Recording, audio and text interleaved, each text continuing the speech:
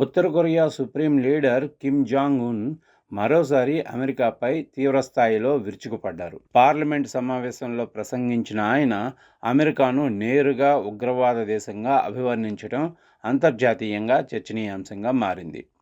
ప్రపంచ శాంతికి అతిపెద్ద ముప్పు అమెరికా సైనిక విధానాలేనని కిమ్ మండిపడ్డారు.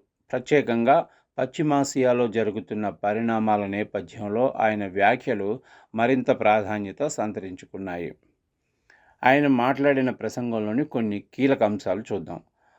ఉత్తర కొరియా తన అణ్వాయుధాలను ఎట్టి పరిస్థితుల్లోనూ వదులుకోదని కిమ్ ఈ సందర్భంగా స్పష్టం చేశారు. దేశ భద్రతకు అణుశక్తి అత్యంత కీలకమని ఆయన పేర్కొన్నారు. పశ్చిమాసియా ఉద్రిక్తతలపై ఆయన పలు విమర్శలు చేశారు. ఇరాన్ పేరు నేరుగా ప్రస్తావించకపోయినా ఆ ప్రాంతాల్లో అమెరికా చర్యలను కిమ్ తీవ్రంగా తప్పుపట్టారు. శత్రువుల దాడులను తిప్పికొట్టేందుకు తమ సైన్యం ఎప్పుడూ సిద్ధంగా ఉందని హెచ్చరించారు.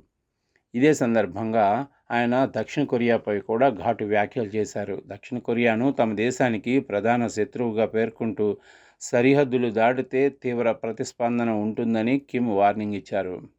అలాగే అమెరికా అధ్యక్షుడు డొనాల్డ్ ట్రంప్తో భేటీపై వచ్చిన వార్తలను కిమ్ పెద్దగా పట్టించుకోలేదు. గత అనుభవాల దృష్ట్యా చర్చల కంటే ఆయుధాల బలోపేతంపైనే తమ దృష్టి ఉంటుందని సంకేతాలు ఇచ్చారు. ప్రస్తుతం కిమ్ జోంగ్ ఉన్ చేసిన ఈ వ్యాఖ్యలు ప్రపంచవ్యాప్తంగా ఉద్రిక్తతలను మరింత పెంచే అవకాశం ఉందని నిపుణులు భావిస్తున్నారు.